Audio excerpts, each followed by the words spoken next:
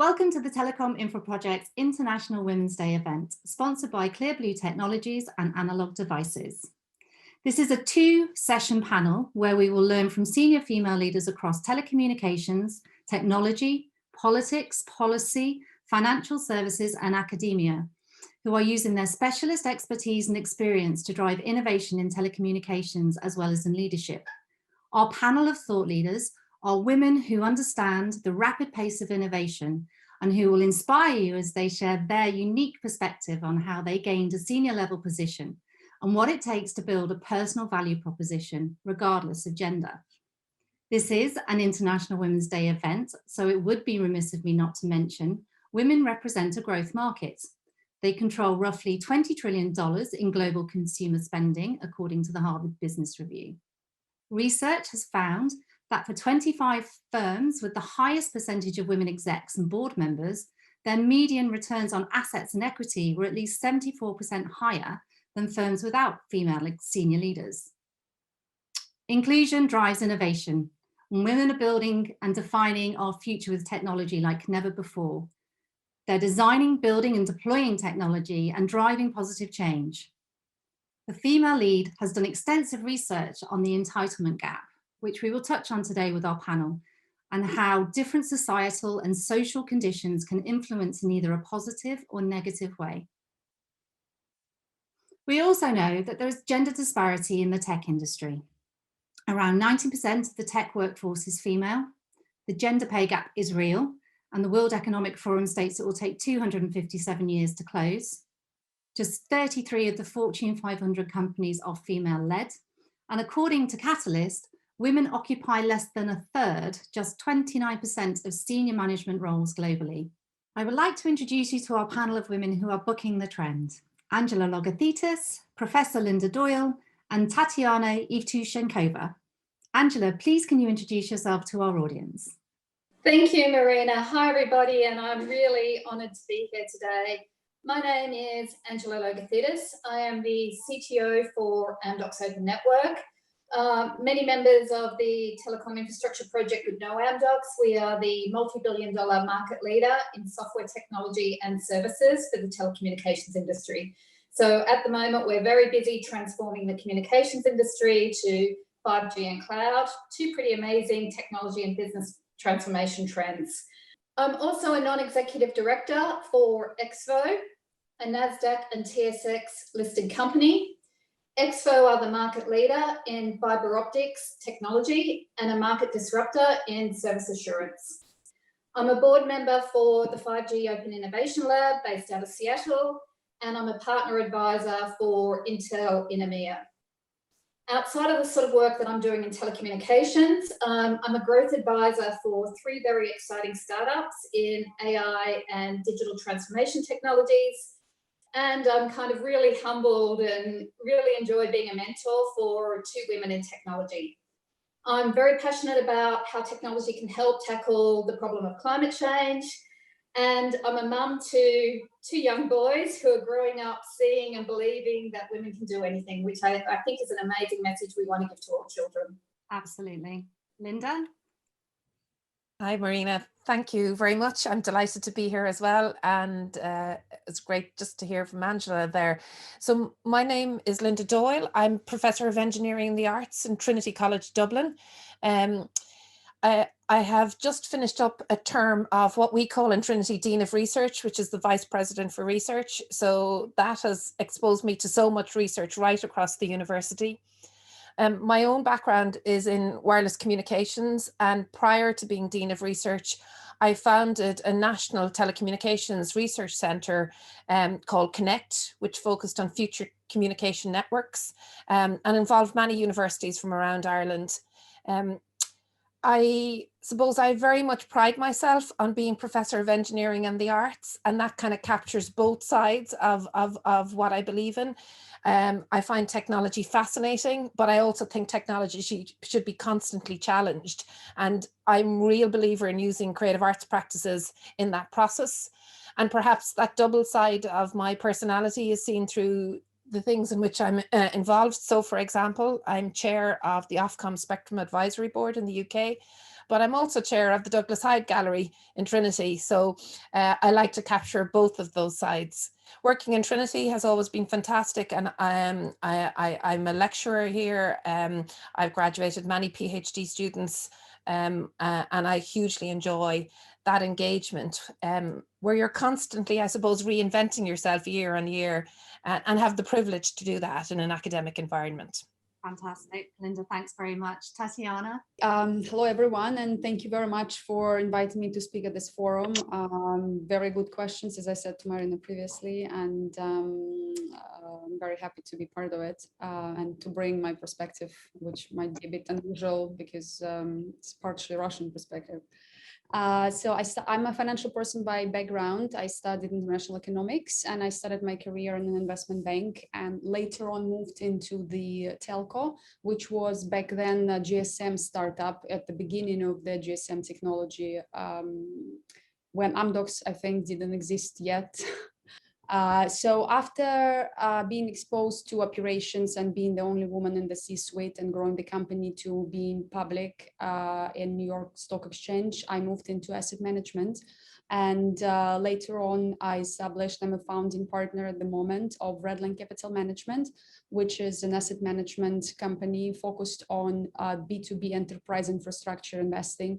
So I combined the financial skills that I had with everything I learned in my career, with talking to a lot of startups who pitched to us and learning all what I could about technology. I'm also the member of the board of Innovium, our portfolio company, which is the world's first programmable switch silicon for cloud data and edge data centers, and which fuels AI, 5G, and remote everything era. So I'm very excited and proud to be part of the board of this company. We present in 7 out of 10 venture hubs of the world. We're focusing on US, Israel, and Europe when we invest. And we invest across all B2B technology ecosystem, software and services, IT infrastructure, and semiconductors. So that's where we are. I'm very happy. I found my perfect career. At this stage, I'm very happy I'm where I wanted to be all my life. It took me just over 20 years to get here. And it's very exciting to be part of the new economy, new data cycle, and to see the smartest people of the world and being able to be part of their success stories. Fantastic. Thank you very much for your introductions. And I have to say, I literally have goosebumps with your accounts for your CVs and your journeys already. Angela, I'd like to start with you for the first question and talk about your transition from startup careers initially to working as CTO at Amdocs. As you say, a large multinational, and also holding multiple board seats. And I'd really like to understand, how has your technical knowledge influenced your business decisions to scale your career into C-suites? And what are the key lessons that you could share with us? Yeah, so thank you, Marina. And I am really fortunate to have worked with both true startups, starting from 8 people and no customers to hundreds of people and a global customer base, as well as big multinational and listed companies where I work today for CTO and as non-executive director. And so I feel really fortunate to have been able to see both sides of it. And actually, I think there's a lot you can learn from being a startup that you can apply to being a multinational and vice versa. And just thinking about all the things that I just naturally do day in, day out, coming from a startup background. So making customer at the center of everything. When you're a startup, the customer is at the center of everything, right? They're your monthly paycheck, they're your quarterly revenue, every single customer, every single deal makes or breaks the company. And so you very early on learn about the importance of customer centricity. And that is a really important thing that most multinationals have as well. But the challenge gets a little bit harder, which is, how do you build that customer centricity all the way throughout the organization so that people who aren't customer facing, but maybe back office, still get that customer centricity. So that's one of the things. I think ownership. When you're in a startup, when there are 8 or 10 people, there's no big corporate behind you. There's no other team that's going to do it. There's no other person that's going to do it. So you learn, you grab the problem and the buck stops with you, and you're going to do it. I think that ownership is really important as you work in multinationals as well, and as you move up the leadership ladder. Creativity, how to get things done simply, quickly, cheaply, because you don't have a lot of people, you don't have a lot of money when you're a startup, you're trying to outcompete much bigger players, so you get really creative. And again, I think that's a lesson I learned day in, day out inside a multinational, especially in technology with the pace of change that we're having. And then maybe just to bring it back to the people side, building a team, you know, that's common across startup and across multinational. How do you bring on the right talent? How do you attract the talent in? How do you bring in the diversity, the different skill sets that you need? How do you then sort of coach and develop and promote that team, both your own direct team, but also be a talent exporter to other parts of the organization? I think when you're a startup, each person has a huge impact on the team. You know, if it's 10 or 20 people, one person comes in and can completely change the dynamic for good or for bad, right? So you get very good at identifying both the culture the person brings in, as well as the attitude and the aptitude and the skill sets. And that's a really important skill inside multinationals as well. So actually, I think a lot of these things that people could be learning in a startup actually apply to multinationals. And I guess the last one, and this is kind of, you know, what we do day in, day out, is as a startup, you dream big. As a multinational, you dream big, right? As a startup, you act small because you have to. As a multinational, you kind of have to act small to be agile and to outcompete your competitors in the market, right? So I think there are very different environments, but a lot of the learnings apply to both, and it's really useful skill sets to take from one to the other. Absolutely, and I couldn't agree more there, especially as, you know, heading up a startup arm for the Telecom Infra project. You know, these are the things that we score on all of the time, and that's the team and the culture of that company is really important before we would work with them. So thank you very much for your point of view there. Linda, you're currently running for Provost at Trinity College Dublin, which is absolutely incredible, and we wish you the best with your campaign. You're also on multiple boards, as you said, and the chair of Ofcom.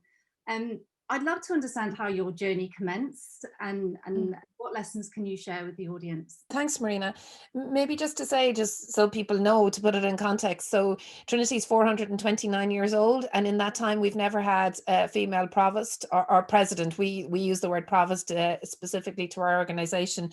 And in fact, actually, unusually as well in Trinity, it's an elected position.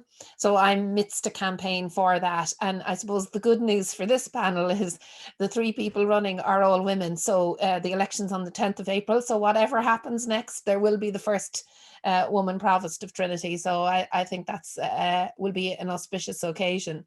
I suppose my journey is a very academic journey, and it would have began in the typical academic journey style, where you actually you know, do a PhD and really get into the academic way of life. I worked in the telecom sector in Siemens in Munich, actually a year after when I graduated first, but I always knew that there was this huge pull to academia. And actually, I have a very bad memory, but I do remember my first day there thinking, I'm in the wrong place. I want to go back to academia, and have been really happy with that ever since. Now, I think academia is challenging for many people. And I think it's a really funny mix of a life on your own and a life as part of a team. So I think you kind of have to negotiate both of those things. And for me, there were some key moments along the way. So I'm an engineer by training. I'm hugely into telecommunications, but for me, it was never enough. And being able to combine the creative arts practice piece when I found voice and confidence to do that changed things for me as well, and allowed me, I think, to be fully me, and gave me a different vocabulary and different way of looking at problems and challenges that actually penetrates everything that I do. But there were some other key things along the way that I think changed journey for me. And one of the things I feel is about putting your hand up and saying, I will do that.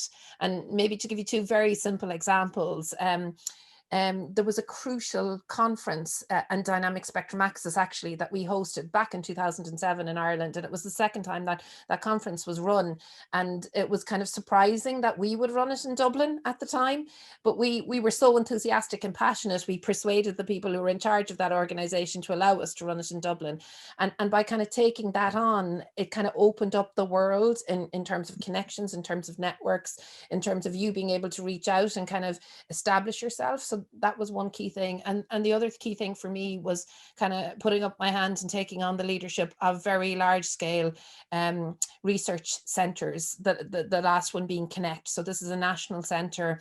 There's a lot of kind of negotiation among different universities and different institutions of technology to get people to work together, and to kind of bring the vision that crosses multiple disciplines. So for me, that was really transformative, being able to kind of take that on. And one of the things actually, and I don't know whether the other panelists would agree or not, I actually think women are really, really good at that big picture thinking and bringing people together. And sometimes I find there are more big opportunities than there are people to lead them. So putting up your hand and kind of taking the risk and going outside your comfort zone, I think is really important in that context. So while I have an enormous interest in you know, telecommunications, engineering and creative arts practices, you've just got to see so much more. And from my perspective, certainly where the world is going, if you look at any of the large challenges that we face, I'm a real believer in two things: that, you know, it's the multidisciplinary approach that needs to tackle them. And I don't know whether anyone would agree with this here, there is no such thing as neutral design. So for me, that's a real thought that penetrates everything I do and makes me tackle it from the political as well as the technical. So that's helped a lot. And then I suppose, you know, as you get older, you get involved in more things. So my big interest in Spectrum was the reason why I got involved in the Ofcom Spectrum Advisory Board, and my big interest in arts is the reason I got involved in the Douglas Hyde Gallery, and more of those kinds of things. So you know, again, it's about, I think it's about, I suppose, as I said earlier, it's kind of about constantly reinventing yourself and taking the opportunities that as they arise. And I would say that all of that mixed experience is really playing a role for me now in putting myself forward for Provost. And I think you've hit something there in terms of cross-disciplinary, and diversity is essential to the growth of success of all disciplines. So, you know, men and women's approach to challenges and solving problems in different ways, as you said. And whilst there's been a buzz around cross-disciplinary working, it's important to recognise the power of working with gender diverse teams as well, and you know, the benefits for that. And you know, just kind of, I'm smiling because it's like you kind of stick your head above the precipice, and you know, you've got to stand up and be counted. And my mum always, you know, feel the fear and do it anyway, Marina. Yeah, that's a good motto. So, Tatiana, I'd love to bring you in here now, and you know, again, you've had an incredible journey, and the only woman in a C-suite growing, leading a Russian telco MTS, from a startup stage, as you said, to New York Stock Exchange listed company, to the founding partner of Redline Capital Management, a B2B focused venture fund. Can you share a little bit about your career and how it influenced you into investment? Yeah, we'll be very happy to do that. I think I was kind of oriented to go into investment from the very beginning. It happened so that as a child, I just was born a very determined child and person, and I very early knew what I wanted to do. So I actually, you know, when I do remember, I came to my father when I was like 15 or 16, and I said, look, I'm going to graduate soon. Which university do you think I should go? I would love to do business. And he looked at me and he said, why do you need to study? You're going to get married and like have kids. Why do you need to study for that? And then I realized, okay, so this is not going to work out for me. This is not my path. So I found where I wanted to study, and I chose everything for myself. And I always was targeting towards finance. And then when the opportunity presented itself, I was studied in Russia and in London School of Economics, which was an eye-opener for me. And I was very, very focused. And one of my lessons to be open, because I was very determined on only one thing. And then when opportunity came, I just felt intuitively very strongly that I will never have opportunity like that again. I can always work in asset management or in investment bank. And I grabbed this opportunity because it was back then, everybody knows that in Russia was very big lack of skills because the country was transforming. We just didn't have all of the available resources, Russian-speaking resources, to build business in those days. And I felt like it's once in a lifetime opportunity. So even though it was not what I felt I wanted to do, I was excited. I also learned how to apply my skills. The skills, I'm very structured. I'm very good at managing people, setting goals, seeing the big picture, good with finances, obviously, and investing. And the company grew through acquisitions, which I did all of them. And in a startup, like Angela said, you just see what needs to be done and you do it. You jump on it and you see what's the best way to do things, and obviously learn. I'm so grateful that all the best people in the country back then taught me everything about technology. And I was not shy. I came in and I said, look, I don't understand 100% of the time what you're talking about. Can you teach me? And they basically gave me the course of everything from the beginning to end. Right. And I wasn't shy.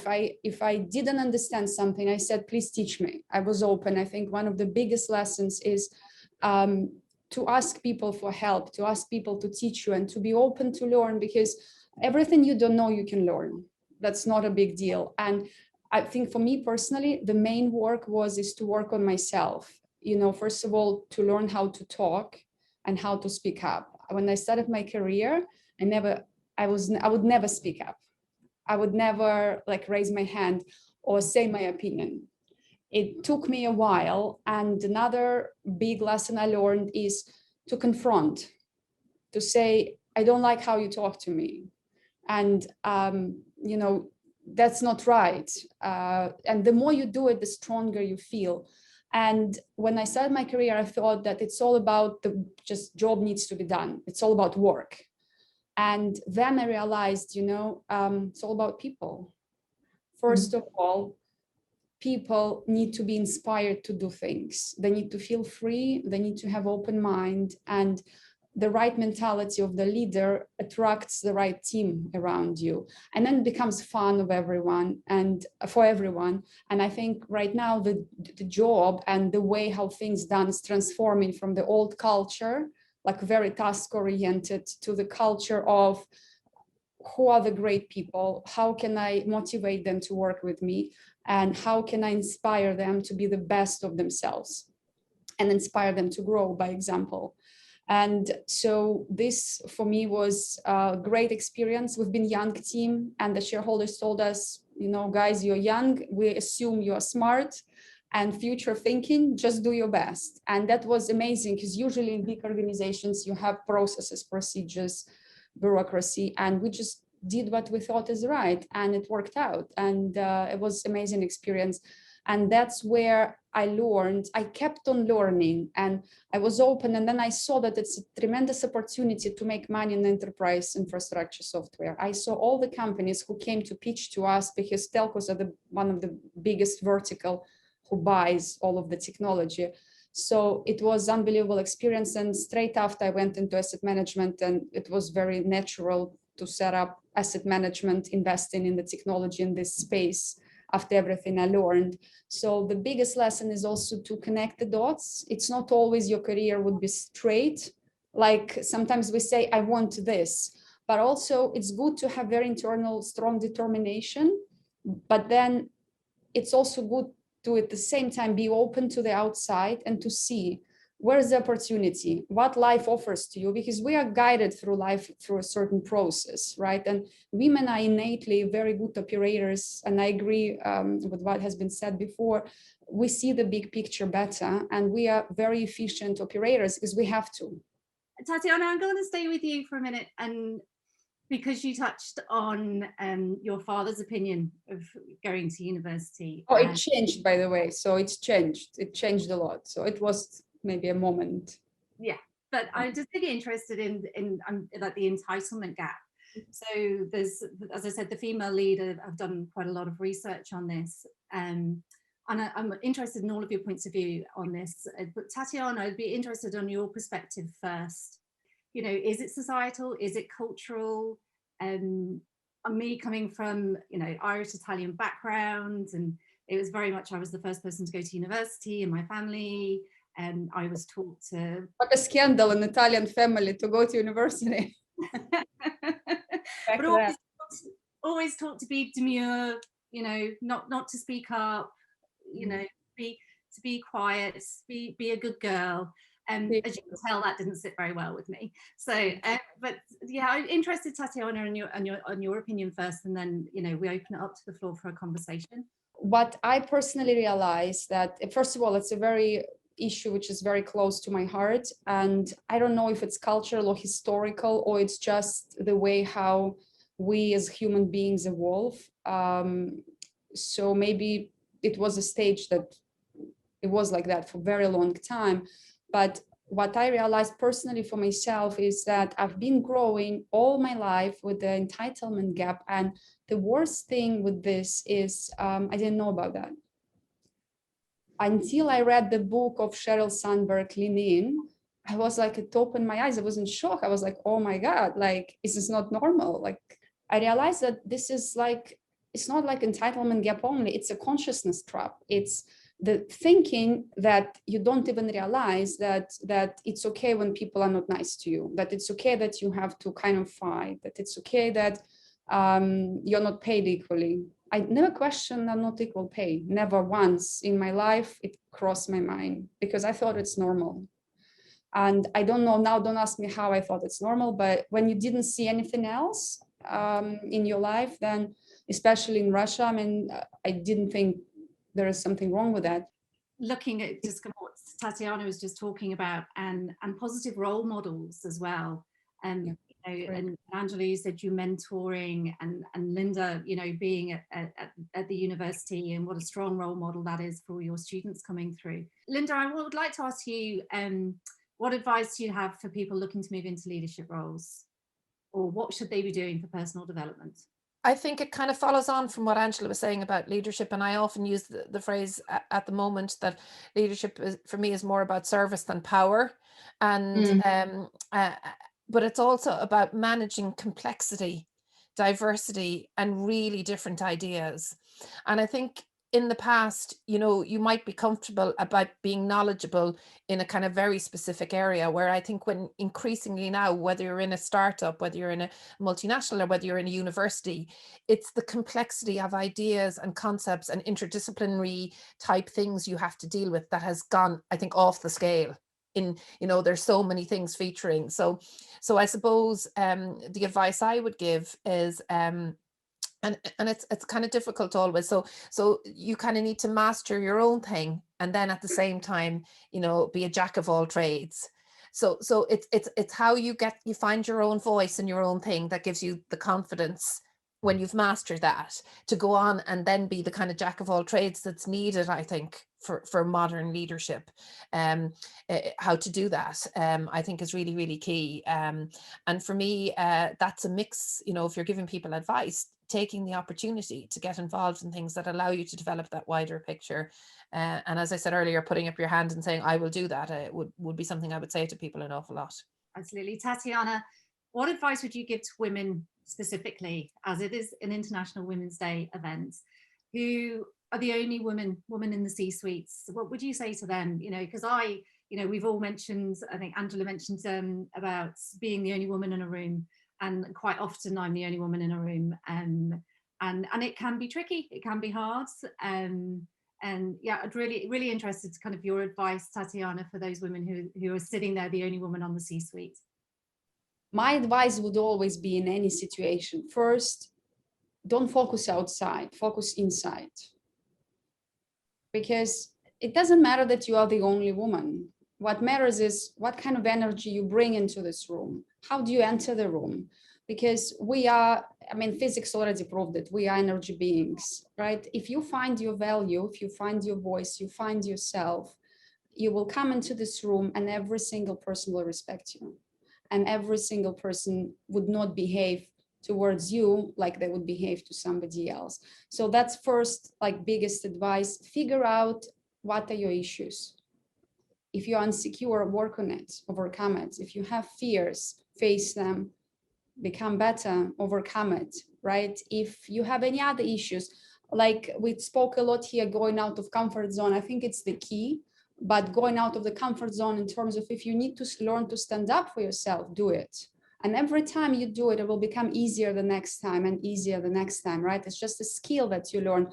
However, if you need to be more humble, and because we're not, some people are really pushy, and even women, you know, it's not only that women are always timid. Sometimes it's like, oh my God, like give me a break a little bit, right? So just see how you are. And I think for women, because I do believe women are so powerful as long as they find themselves. And it's not easy to find a female role model.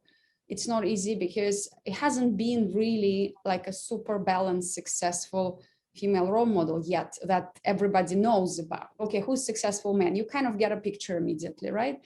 And who is successful woman? Who is in balance? Who is happy? Who is married? Who has kids? Successful work? Not exhausted?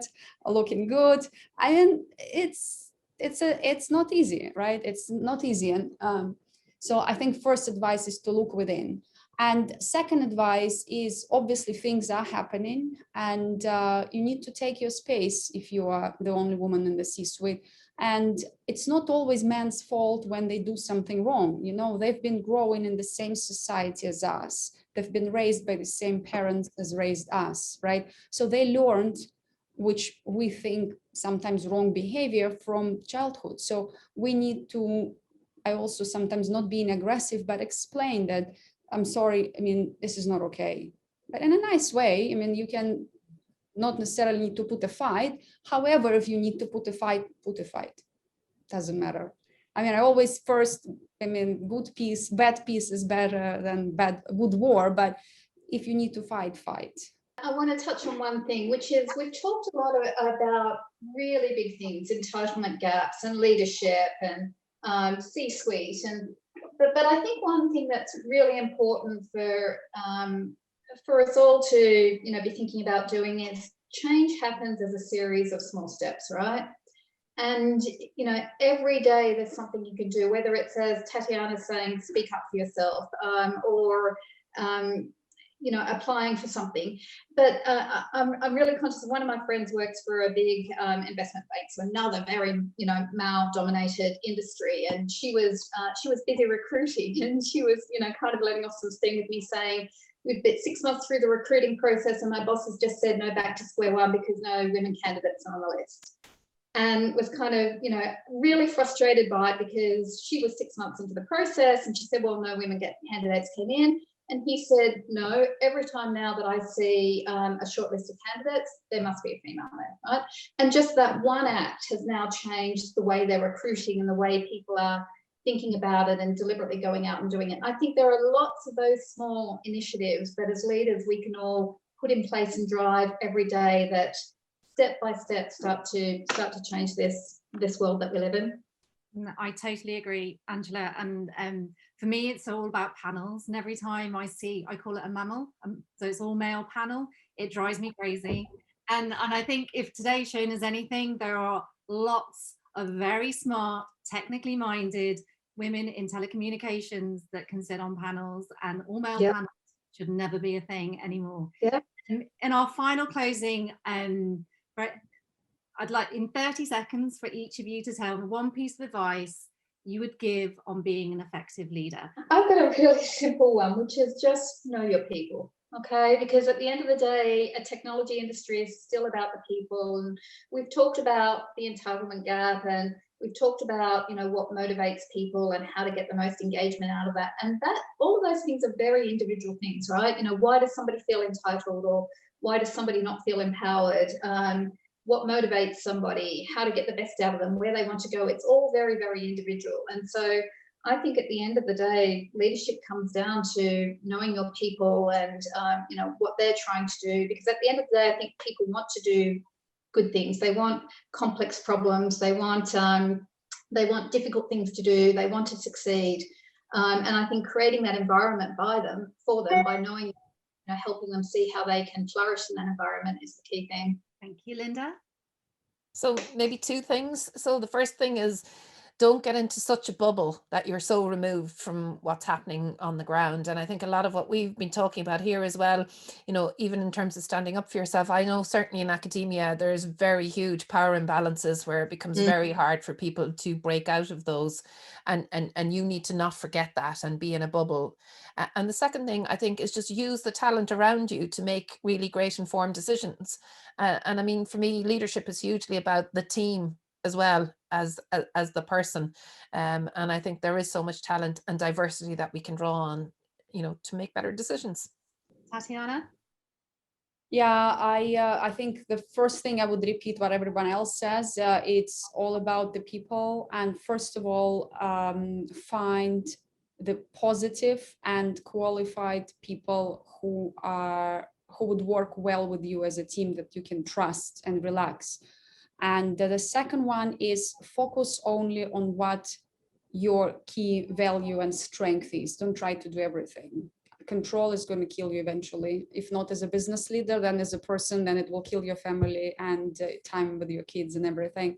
So you need to understand how this has to be a balance, and focus on what you are bringing as a team. You're not like the boss, but you're part of the team. Everybody's doing what they're good at, and you need to fit in with what you are good at, and don't try to do anything else.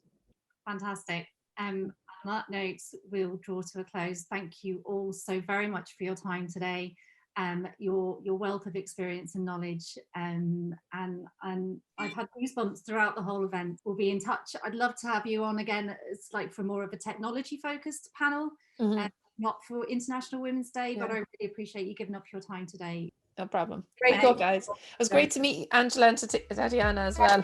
Same here. Very inspiring. Thank you very much. Bye-bye.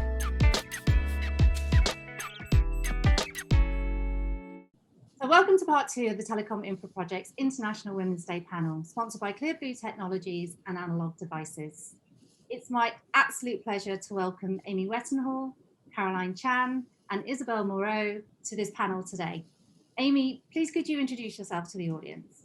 Thanks, Marina. Hi, everybody. I'm Amy Wettenhall. I'm an SVP at Macquarie Group. Macquarie is an Australian investment bank. We have over 16,000 employees in 31 different markets, and we're actually the largest private owner of infrastructure globally, with over £308 billion in assets currently under management. We've got a long history in the TMT sector for the last 20 or so years, and the area of our organisation that I specifically target is how we can deploy our capital to support alternative ways of funding capital projects for the telco, media and tech industry. And I'm really passionate about connectivity and really passionate about the impact that can have on young children. So I also have a non-exec role at Teen Tech, which provides STEM education programs to children in the UK and abroad. And recently I founded my own charity called Switch on the Future. And our ambition at Switch is to contribute to the 17 Sustainable Development Goals by taking a holistic, technologically agnostic, solution-based approach in the school setting to solving connectivity and reducing that digital poverty that we're seeing globally. Hi, everyone. My name's Caroline Chan. I'm a Vice President and General Manager at Intel Corporation. We are a chip maker. We are the power many of the infrastructure devices in this world. And I'm particularly focusing on 5G. This is my passion, and we talk a little bit about it later on. And it's both my background as a technical woman in rising up through the ranks. So I feel like I have a lot to give back, and I'm also a board member of TIP, and also serve on many of the advisory council. But personally, I also serve on a for-profit a New York Stock Exchange firm called Enesis, really focusing on some of the green energy and batteries, and another of my passion. Yes, my name is Isabel Moreau, and I lead the telecoms and digital communication industry at the World Economic Forum. The World Economic Forum is the international organization for public-private partnerships And the mission is really to help shape the state of the world, and bringing really public, private sector, civil societies together to address the largest challenges that the world is facing, both economically and socially. And I've been in the space of telecom for about 22 years now. And one of the board positions that I have that I'm very proud to be part of is Women in Tech. I'm part of the Global Advisory Board with a mission to connect more than 5 million girls in the next couple of years to. Fantastic. Thank you very much. Caroline, I'm going to jump straight in with the first question to you, if you don't mind. We know that transformation of the industry starts with diversity. And with you were in a technical role from the very start of your career, and then transferred over to the business side. And I'm really kind of interested for you to share some of your experiences with us and the reason for that transition and what lessons you learned along the way. I think for me, one of the things that I found very common in women, not all, but a lot of us, is that we don't think that we deserve a seat at the table. We always ask for permission. When our counterparts, men, they believe they deserve and they don't ask for permission. When I was doing the transition, it was actually someone suggested and then prodded and then mentored and pushed me, because I was thinking, I'm not ready. I'm an engineer by training. What am I doing to start leading a product line and then gradually leading a P&L business?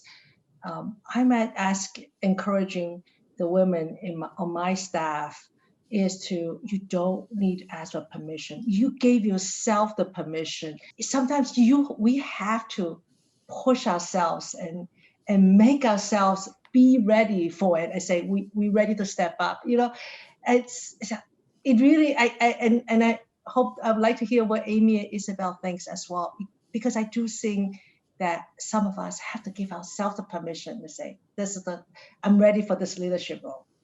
It's encouraging to see the sign that the next generation is ready and they're ready to step up. But so many of us still, especially in the technology field, we still, because we see so many men in the room at the table leading the conversation, we still get intimidated. I get intimidated. Many times I'm one of sometimes only, and many times it's in the single digit, women, and I have to say, it's time for me to say something because I don't agree, or I have something to contribute. You always think you don't know and let someone else speak, but we need to be bolder, give ourselves the permission to do this.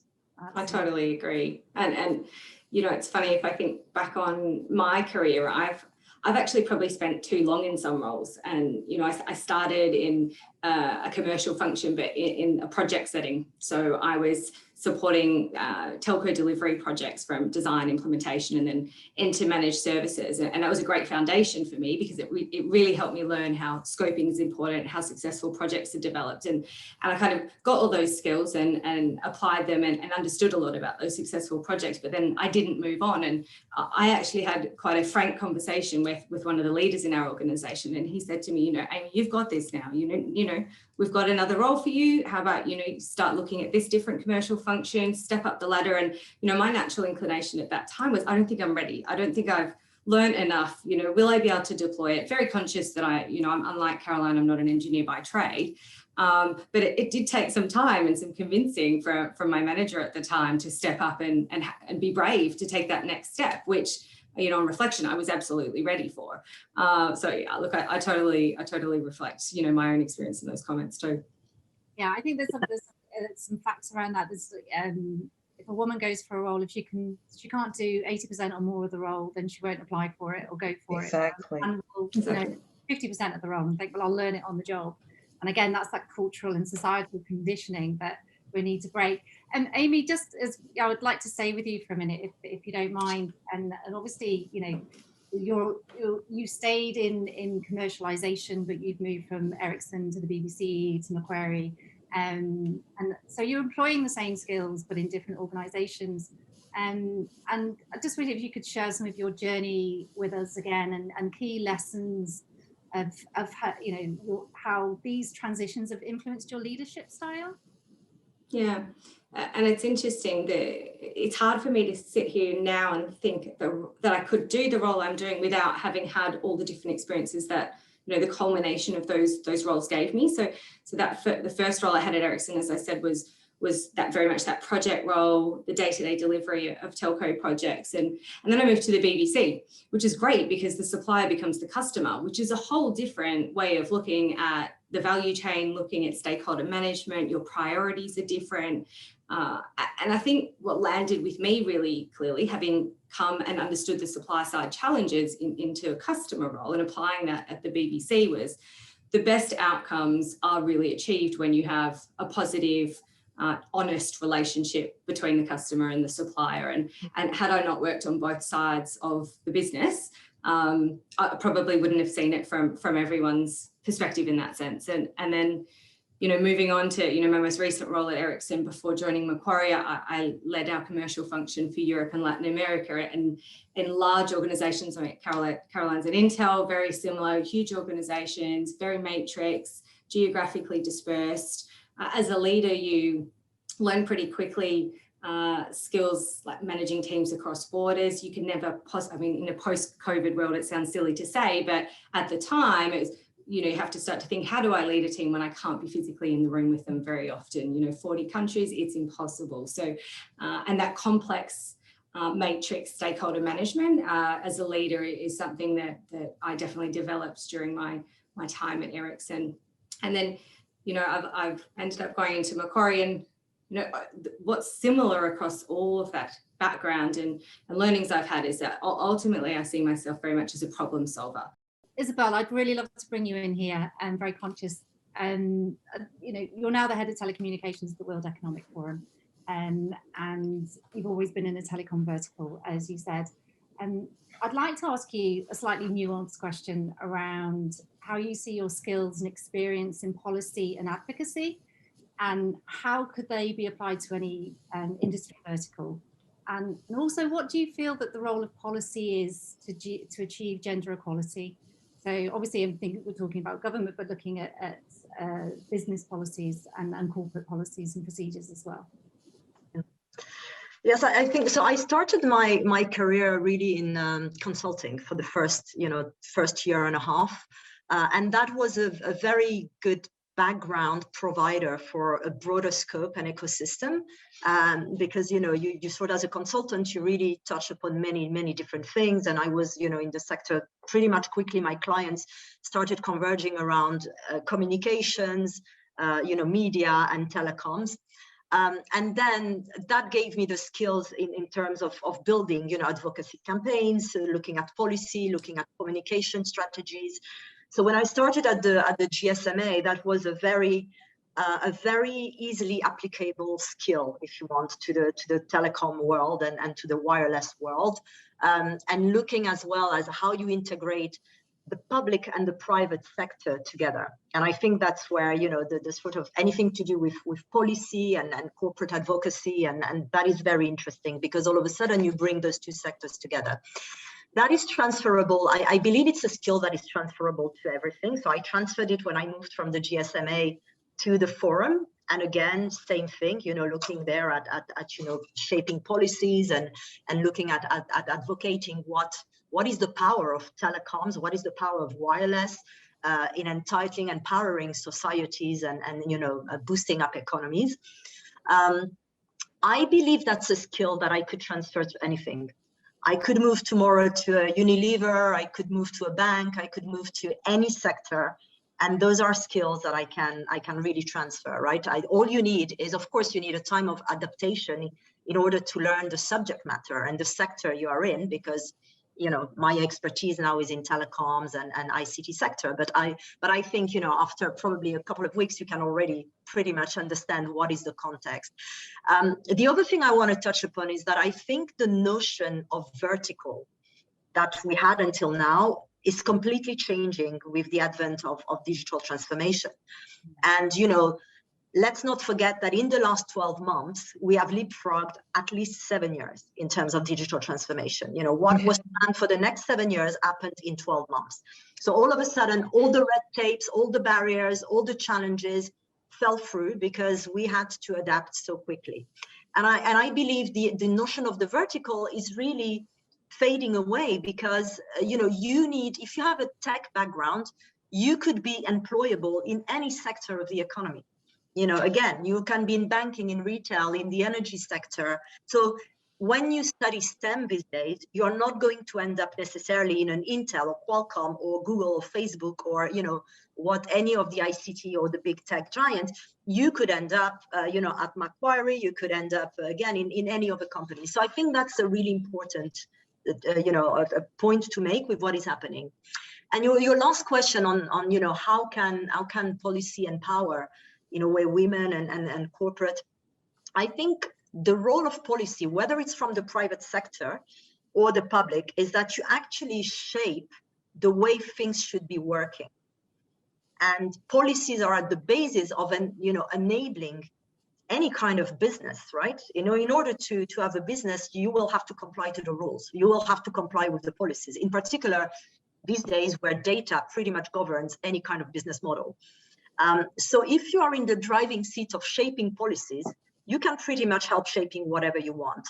And in terms of women, I just want to give a figure that I found still shocking, that it's 40% of women and girls live in countries that are still failing to address gender equality. So if you are in a position where you can help shape policies, that should be one of the top priorities. And that's where you could actually move the needle, by helping shape those policies to change and reverse this unacceptable kind of percentage that we still have. I think I actually agree a lot with what Amy and Isabel said. There's a fundamental problem-solving skill that we bring to the table. Sometimes it's just because, as a daughter, as a mother, sister, we've been looking at you're the problem solver. At least in my culture, that women always looking at that way. So we have innate way to look at a problem in a different limelight than men may will. And when I looked at the transferable skill, if I were wind up in a Amy's role or the Isabel's role, I would look at what's fighting with my front foot. What's my strength? I would like to bring the strength to the table, and then also leverage and relying on people with a different set of skill set. I tend to use my strengths and then surround myself with people that complements it. If I would wind up in a healthcare environment, leading a healthcare segment, I would use that. I would use my strengths and then complement my strength with others who are born and raised in that vertical. Think about how you define who you are. If you're a passionate systems engineer or a passionate procurement category manager, think about what the skill sets are that you bring to your role. And when you really hone it down, just parking the technical side, I'm sure you'll find you're a problem solver. We've talked a lot about that. You work well in a team. You're able to focus on an end goal to achieve a successful outcome. You're a good communicator. And all those skills are transferable in any role. And actually, interestingly, what I'm seeing in the market, and certainly one of the reasons that Macquarie hired me ultimately, is that to do good and successful business, you do need to understand your customer challenge, your supplier challenge, and therefore having that cross-fertilization of skills and actively seeking talent who have transferable skills but an understanding of a different industry is seen as a positive. So, in my view, people looking to jump sectors in that way is welcomed by all industries at the moment. And if I may add as well to this, I feel the same. You also need to find something that is your passion. And I believe that can really drive, where you want to put your efforts. And, it builds a bit upon what Caroline said. So, for instance, we launched last month at Davos the Edison Alliance at the forum, which is the Edison Alliance on Digital to Accelerate Digital Inclusion. And for the first year, it's going to be a multi-year alliance, but for the first year, we have agreed to focus on using technology, using connectivity to accelerate access to digital services, digital healthcare, because we still have 2 billion people that don't have healthcare in the world, to accelerate financial inclusion, because we have still 1.7 billion people that are not connected, to financial services or banking, and accelerate education, because we still have 260 million children that are not schooled, in the world. So I think once you find that passion, and for me, I find that passion in that accelerating digital inclusion, it serves the purpose not just of mobile operating, connecting more people, but mobile operating, connecting more people to connect more people to healthcare services, to education, to financial services, to e-commerce, or whatever it is. So again, it's also finding what drives you. And when you find that thing, you can imagine that it can really, enable you to serve many purposes across many sectors. Absolutely. And I think it's, as somebody said to me in a meeting the other day, I always want to know what the impact is, whatever we're doing. So if we're doing a deployment, whether it's urban or rural, what's going to be the impact on the individuals in those areas? I'm going to move on slightly to a different subject and look at the routes to your senior positions, because in my introduction, the percentages of senior female leaders is still quite low. And I know there's going to be a lot of women on watching this, really wanting to know kind of how you forged that route, what was the route, and also looking at flexible working. Flexible working is getting better, absolutely, but how that reflects when you're in a senior position. So when you're at C-suite. So, for those of you who do have children, were you offered flexible working when you got to the C-suite? And if not, how do you manage? I can certainly talk a little on the flexible working topic, and I have to say Macquarie are fantastic in that space. And I've been saying for years on panels how frustrating it is that you're doing big negotiations, or you've got a customer dinner, and usually what happens is that people go out for dinner, or in a pre-COVID world, people go out for dinner, or you're negotiating with a client, and colleagues of mine would always stay over in a hotel, and obviously that's a claimable work expense, but I would go home and pay a babysitter, and that was not a claimable work expense. And I've been saying that for years, and it's lovely to work at an organisation like Macquarie where we've got 10 days of emergency care available. So if you do have a parent or a child care situation that comes up like that, and that you kind of feel like they've got your back, that acknowledgement that, those situations do arise. But, when I was at the BBC, I was pregnant with my daughter Millie, and I sat down with my boss at the time, Peter O'Kane, who's still at the BBC, and I said, I'm pregnant, I'm a bit terrified, and I don't have any family here, and I think I need to go home. I think I need to go back to Australia for a bit, but I still want to work up until Millie's born, and obviously I had the standard maternity policies which would have applied, but we really sat down and came up with a pragmatic way that I could work in a different time zone for a bit, and then check in with my team and our projects once Millie was a little bit older, and do that from Australia, and then come back, and that type of two-way flexible conversation was a huge relief for me. But ultimately, I think the BBC got the best out of me for providing that flexibility. I mean, same at Intel. We have a very generous policy. My children are grown, but are now facing parents' healthcare issue.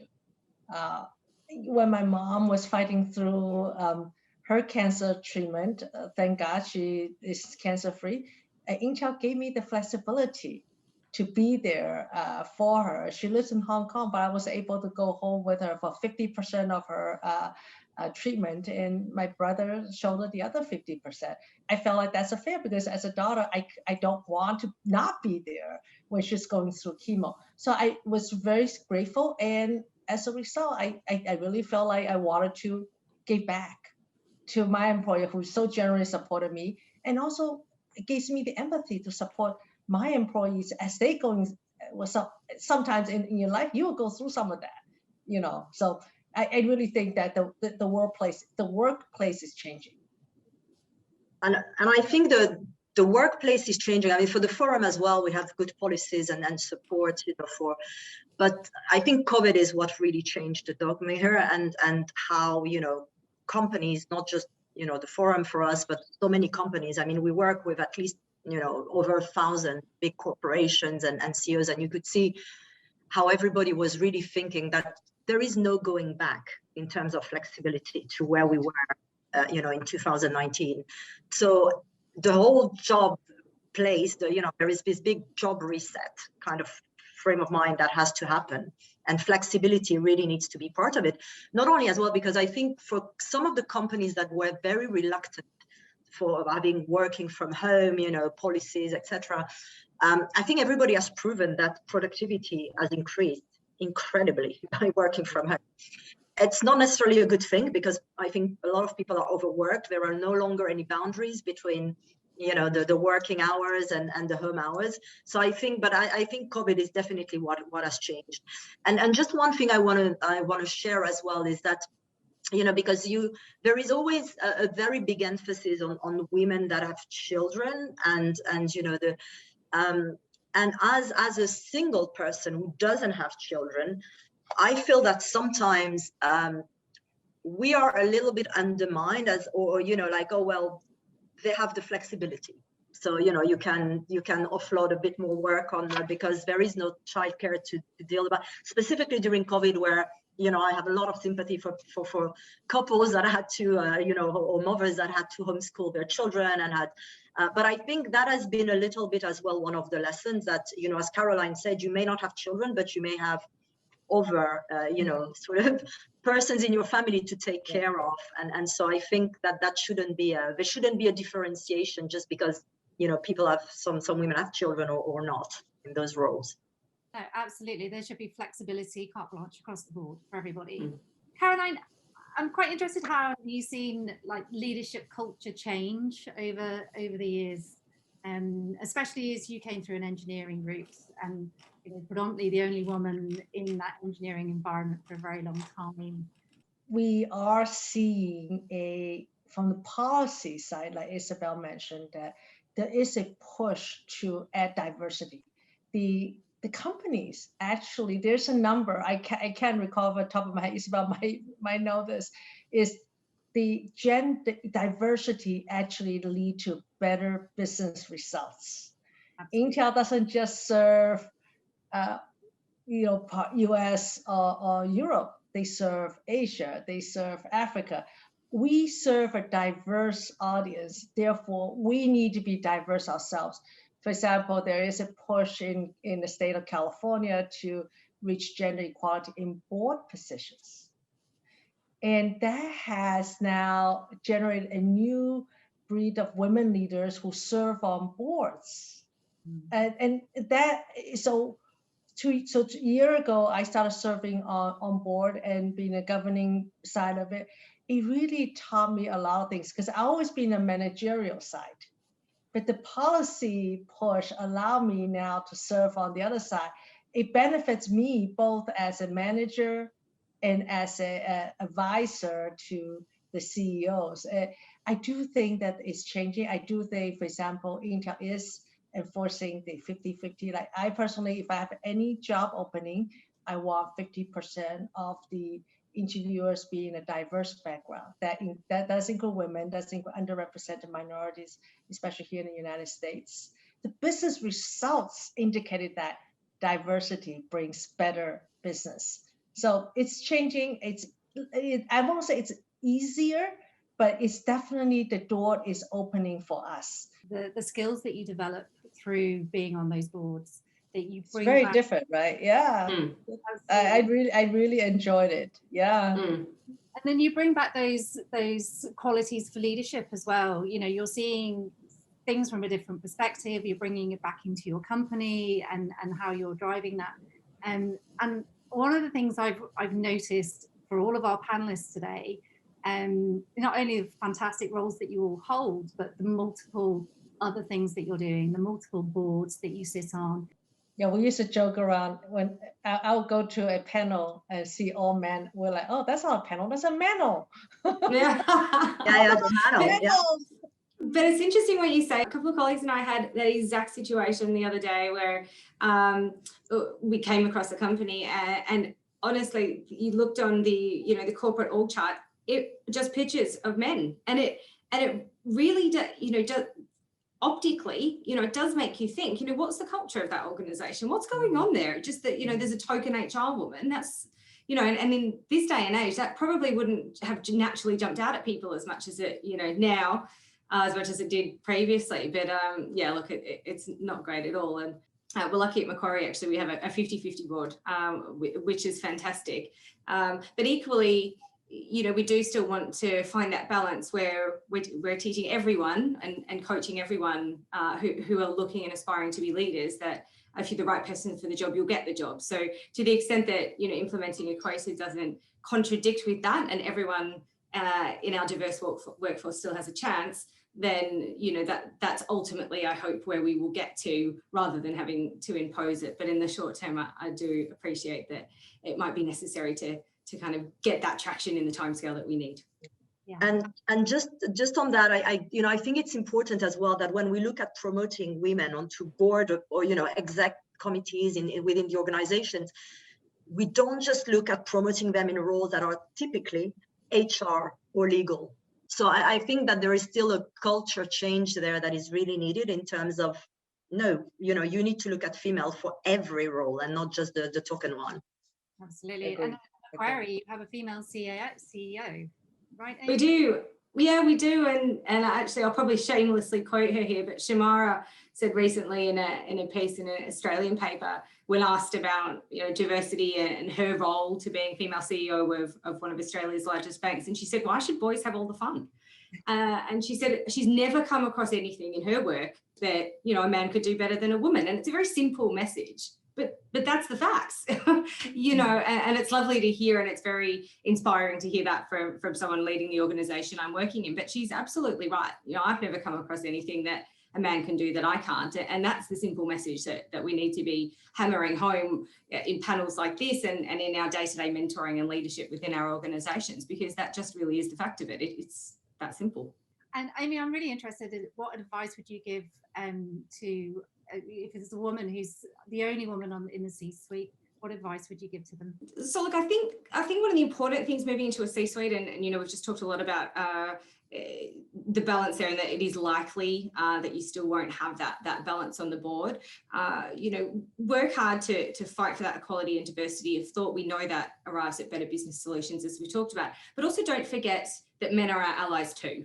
I think that's an important reflection for us all to make. It's certainly been my experience in my career. I've worked with some great leaders, some great mentors, and many of them have been men. So, you know, as any woman who finds themselves in a situation with an unbalanced board as the female, don't rule out the guys either. You know, there are many men out there who are actually super supportive of women, actively promoting diversity. It is a path that organisations need to go on. So to the extent that you feel that you have similar ambitions, similar diversity aspirations as them, just know that the boys can't have all the fun, and enjoy working with male allies as well. Fantastic. I'm going to draw the event to a close because I'm very conscious of time. I'd finally like to ask each of you very briefly in 30 seconds, and I did so for the first half of the panel. What one piece of advice would you give on being an effective leader? For me, is be yourself and have empathy towards your team members. I always felt that everything is a two-way street. Being an effective leader also means that you care about your team. And majority of the time, you do get that two-way street back to you. And the loyalty, the working hard and working together is really important. These days, really is about a positive working environment that I do find that increase our organization efficiency significantly. I would say it's really important to lead with honesty and integrity. You know, my bottom line is a great leader treats their people in the same way in a professional setting that they'd expect their best friend to be treated. And if you deliver your role with integrity and honesty, and with that in mind, I don't think you can go too far wrong. And I would sort of say respect and trust your team. You know, that's really surround yourself with a great team. Don't be a micromanager, delegate and empower people around you. And ask for feedback, which is a very hard thing to do sometimes, you know, because we don't like to hear the things that we don't do well. But that's the only way, you know, you can learn, and you can, you know, then in turn teach to others or share with others. Ladies, thank you so much for your time today. I appreciate your time is very precious. So thank you so much for joining me today. I really appreciate you being here and sharing your journey And I look forward to having you all back again on specific technical panels that's appertaining to your specialisms and not just for International Women's Day. And as you said, let's get some more women on these panels. We're done with what did you call them, Caroline? Manos. Panels. Manos, no more manos. Thanks. Bye. Bye. Thanks very much. Thanks for having me.